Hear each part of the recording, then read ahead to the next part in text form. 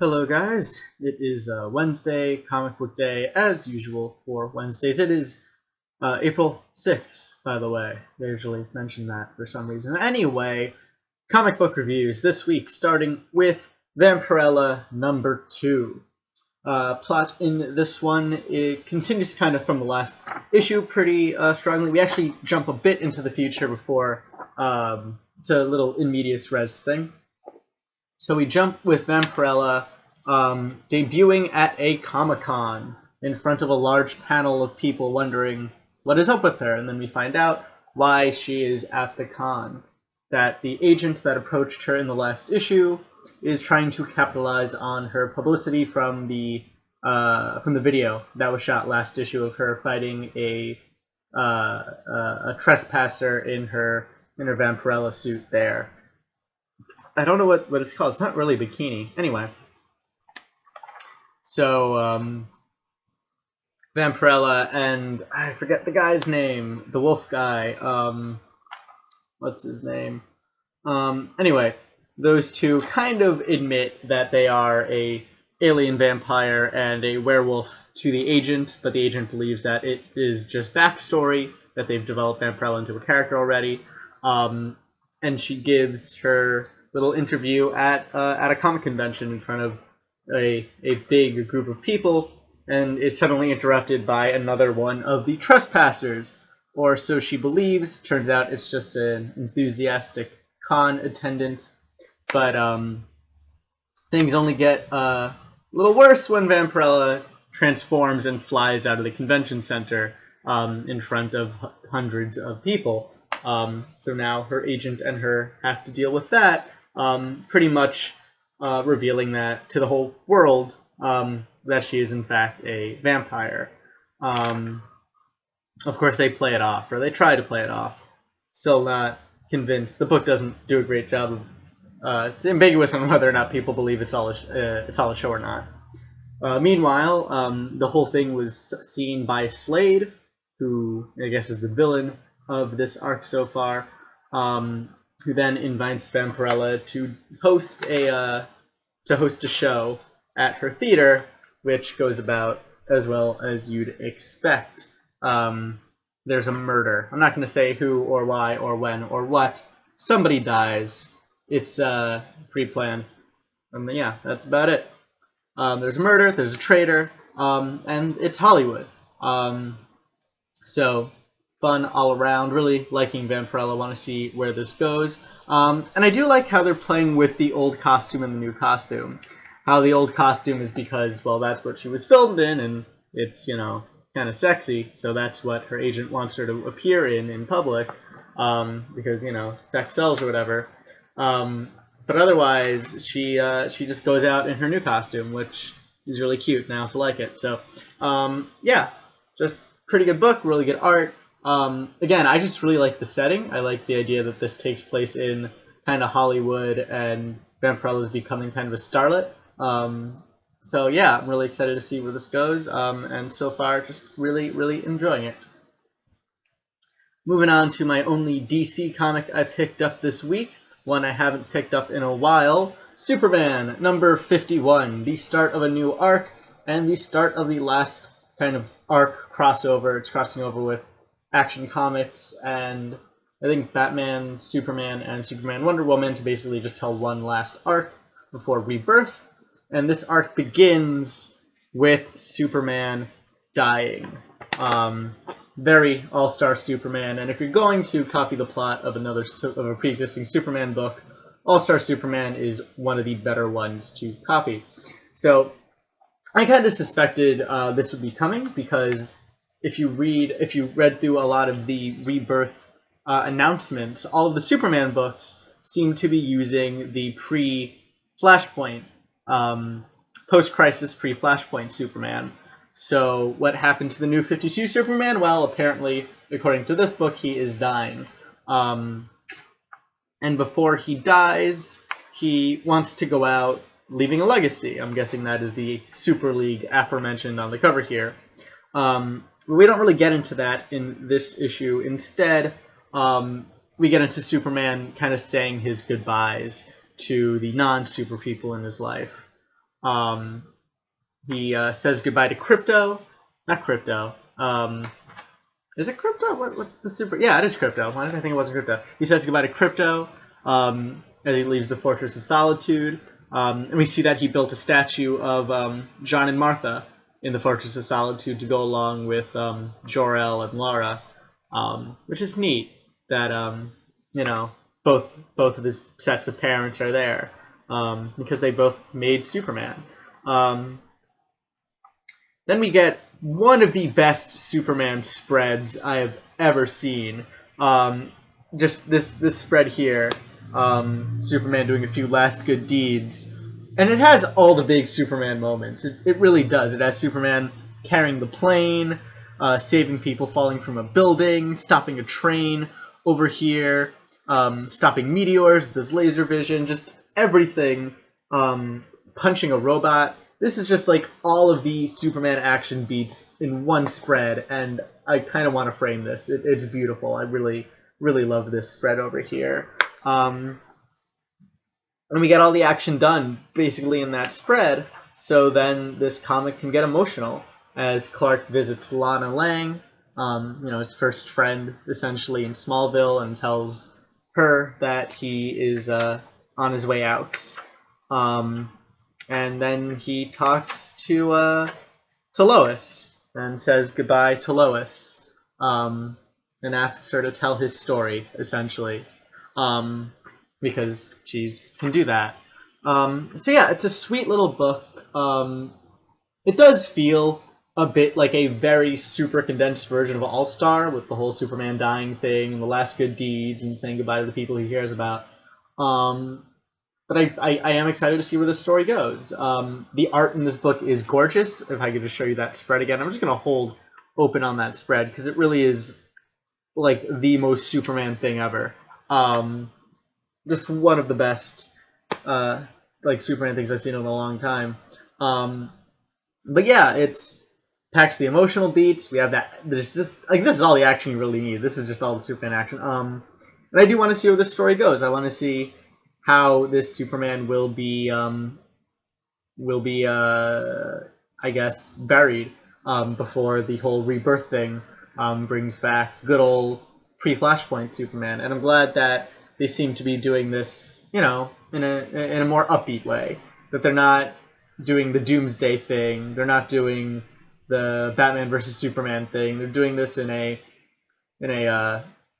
All-Star Superman way, which again is one of my favorite Superman books. So, even if it's just kind of a retread of that, again, I'm totally down for a retread of All-Star Superman. And if you have not already, read All-Star Superman. That's my other recommendation. Moving on to The Wicked and the Divine, issue 18, start of a new arc, and there is a lot going on here, setting up for one of the more interesting action-packed arcs of this series. So we begin with Laura. Laura's alive, which is surprising considering last we saw Laura, she was missing her head. So she's back, and she is about to do her first performance. Let's see, yeah, she's back, and she's getting ready on the stage to do her first performance as Persephone, in front of an audience, as a god, as part of the Pantheon. Meanwhile, it is Minerva's 13th birthday, and so the Morrigan, who's still trapped in Valhalla, has a bit of a gift for her, and we don't find out what that gift is, but we do find out what this is all about a bit later on. Because after Laura, or during Laura's first show, we find out that the Destroyer has returned. Ananke warns the Pantheon that the Destroyer has returned, and we find out that the Destroyer is Laura. So there is a big fight at Laura's concert between the gods, and we see what Laura can do as Persephone, that she is incredibly powerful.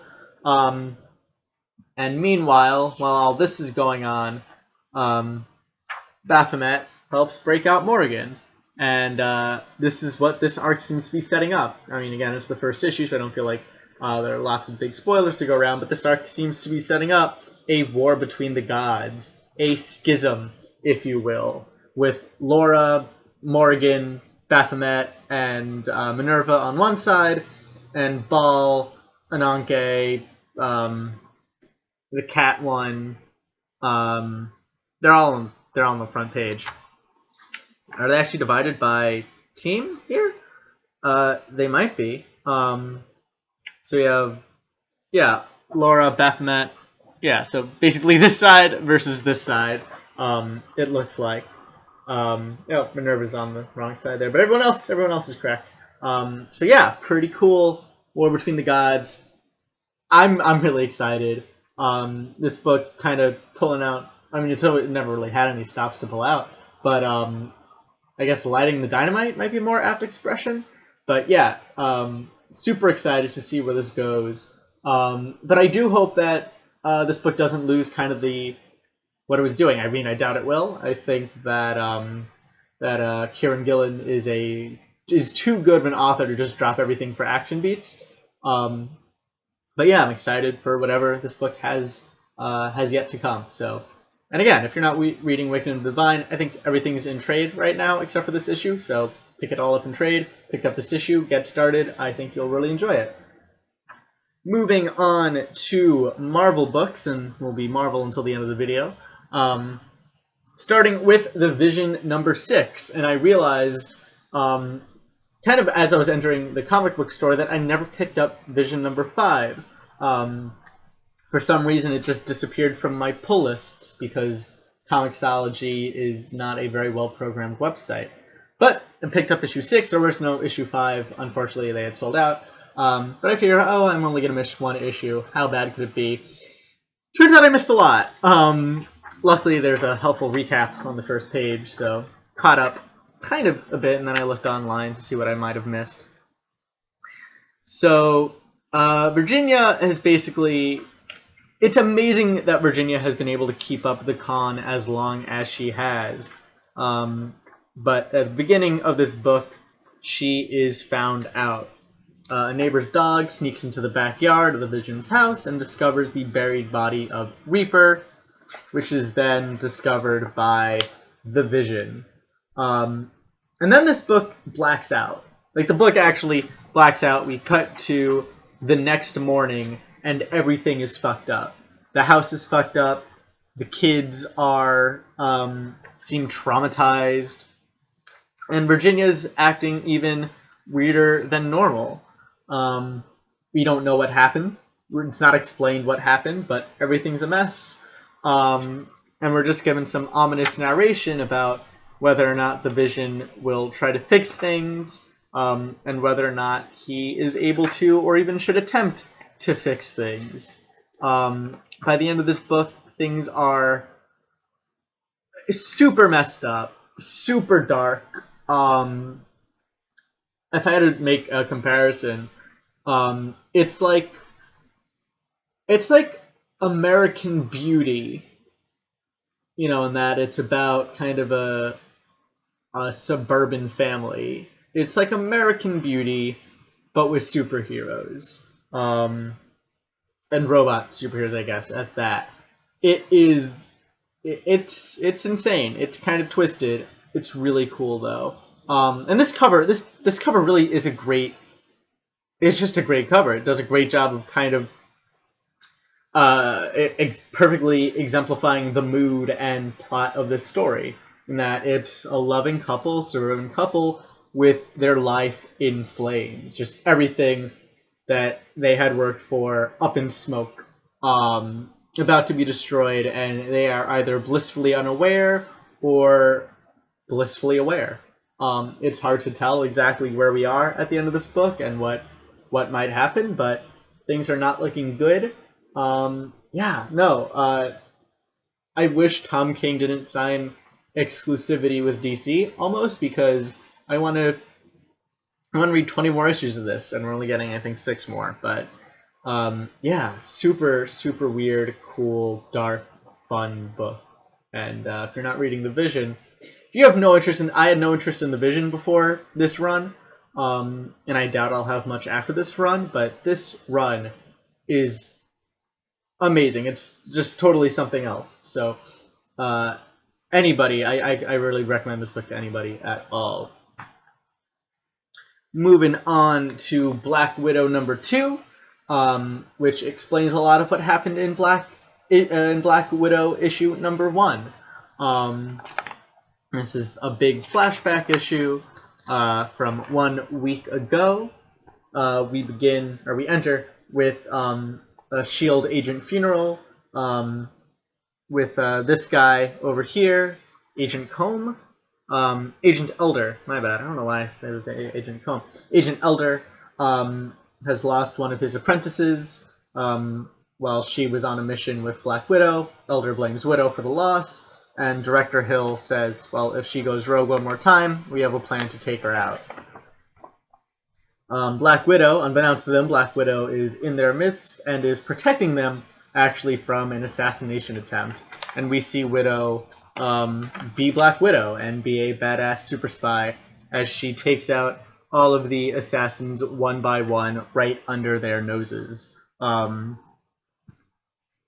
Unfortunately for Black Widow, this does end with her getting kidnapped by a terrorist organization known as the Weeping Lion, who then demand that she steals something from S.H.I.E.L.D., which is what happens in issue 1.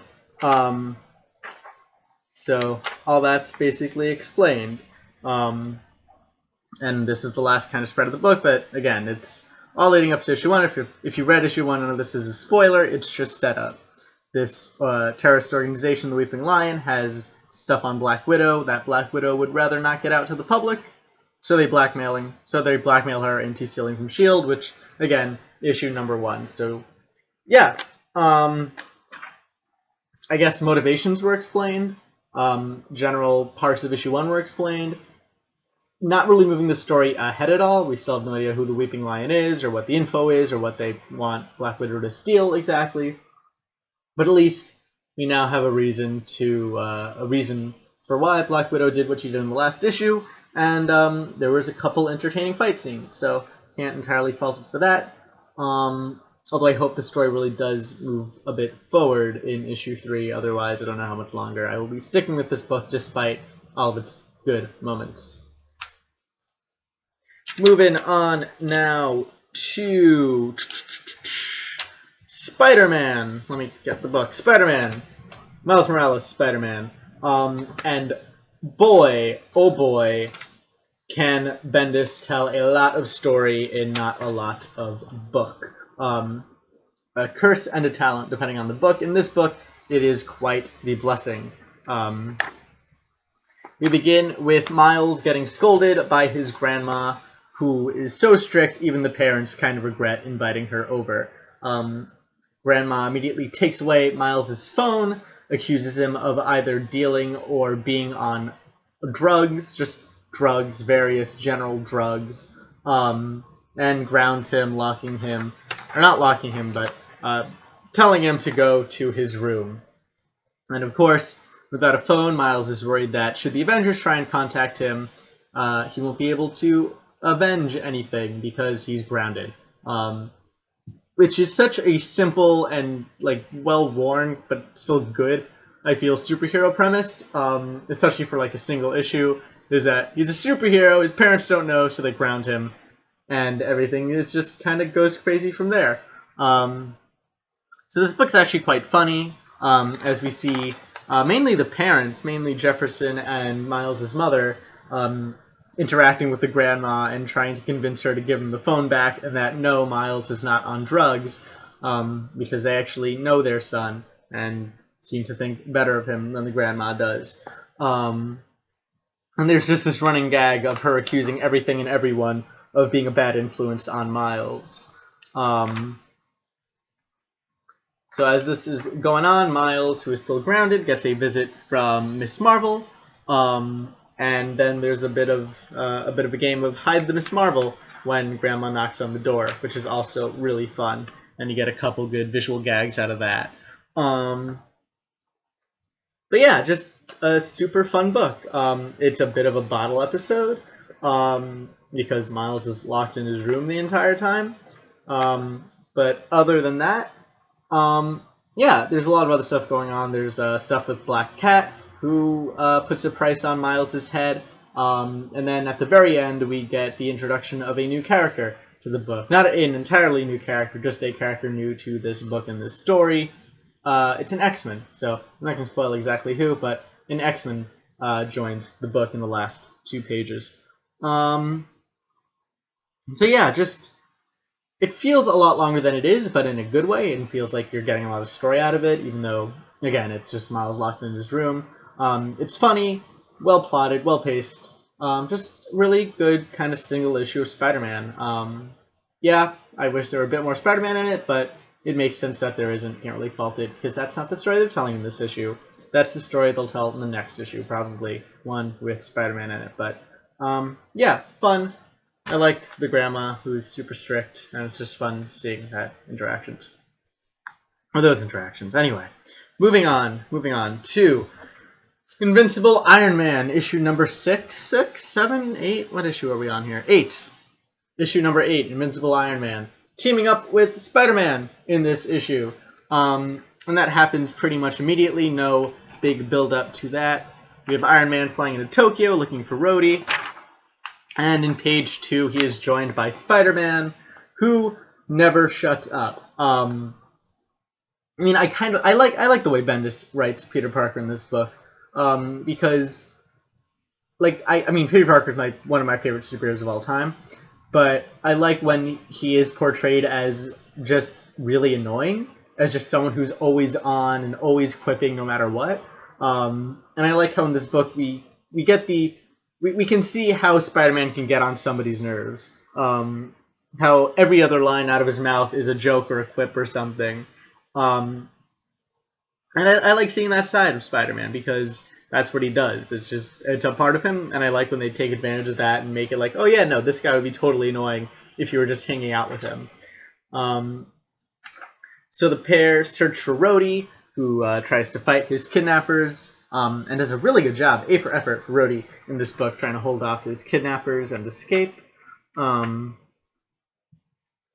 MJ decides to quit her job, just not even a full day in. She decides to quit, and then we flash right on back to Iron Man, Spider-Man, who find Rhodey in Japan, and then kind of immediately regret finding him as things go from bad to worse. Not going to spoil how they go from bad to worse, but finding Rhodey does not make everything better. Just makes things worse. Pretty interesting way. Definitely makes you wonder how our heroes are going to get out of this one. So that's pretty fun. Good storytelling. Really liking Iron Man. And the big draw of this book is it just has an excellent pace. Characters are really well written. There's no one dislikable, no one unlikable in this book, which is cool. So yeah, just incredibly solid book. No bad things to say about it. Invincible Iron Man. And if you like Spider-Man, he's in this one too. And the last book this week, and one I was so super duper hyped for, and one that did not let me down, I'm glad to say.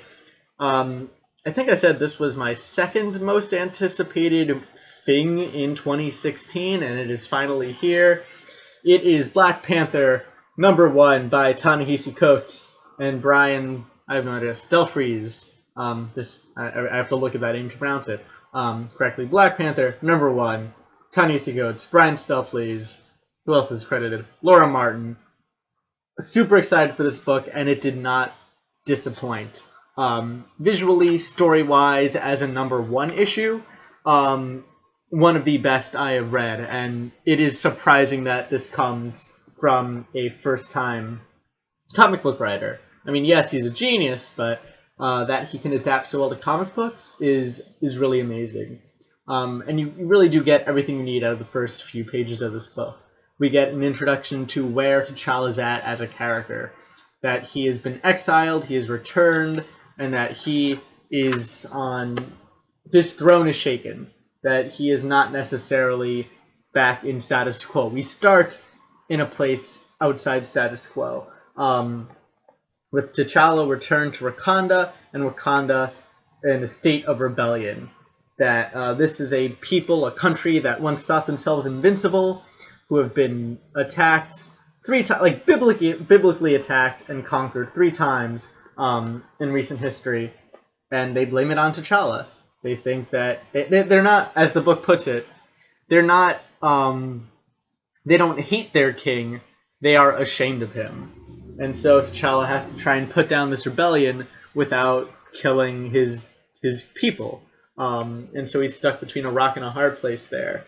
And what I really love is we get this initial action scene of T'Challa trying to quell this rebellion. And what I love about the illustration here is that T'Challa is negative space. Like in this page, it's especially clear that I like it when his costume doesn't have much shading on it, when he just appears to be negative space around his people. And it's just a really cool effect. And I really hope we see more of this in the book. T'Challa discovers a little bit before this book, before this issue begins, that a lot of the unrest is being exacerbated and even caused by somebody he calls the Deceiver. We find out who they are at the end of the book, but no spoilers. Oh, what a great title page! This book just looks so cool. But anyway, T'Challa is struggling to put down this rebellion all throughout his country. Meanwhile, we catch up with his stepmom, who is acting as an authority, as some sort of judge figure, who orders the execution of one of the Royal Guard, a captain of the Royal Guard, who has murdered somebody else. It was murder. It was kind of a rape revenge. This guy that the captain murdered was raping the woman of his district or village or whatever, so she murdered him in revenge, and now T'Challa's stepmother orders her executed because murder is still murder, and she is trying to uphold the law and uphold justice as the country falls apart around her. So yeah, what else is that? That's basically the gist of the book. Is that the country is falling apart, and just the country is falling apart, and T'Challa is trying to keep things in order. At the end of the book, there's a jailbreak. Somebody breaks out the captain that T'Challa's mom ordered executed, and we find out that besides trying to keep his country together, T'Challa has some secret projects in Wakanda that he's working on that might have some really big implications in the future.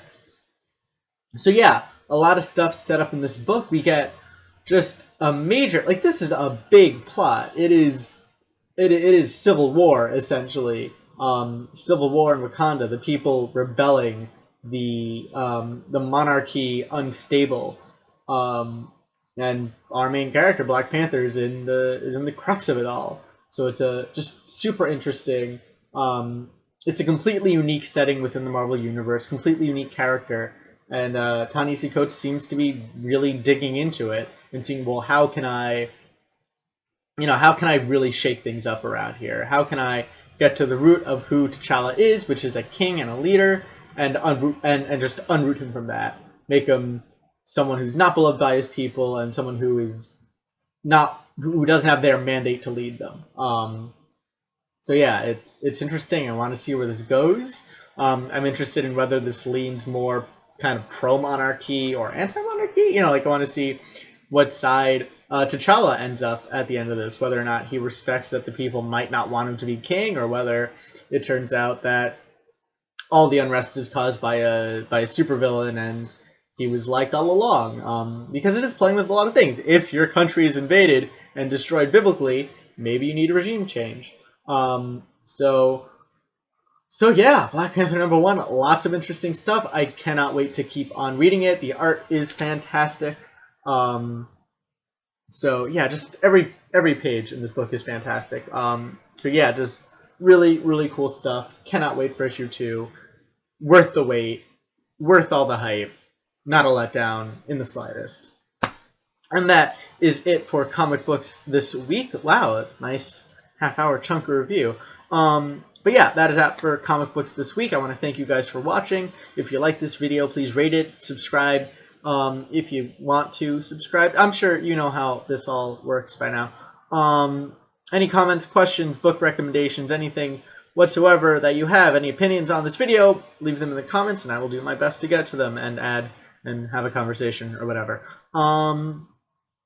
Yeah, that's about it. Again, thank you for watching this video, and I hope that you will join me in the future for some more comic book reviews.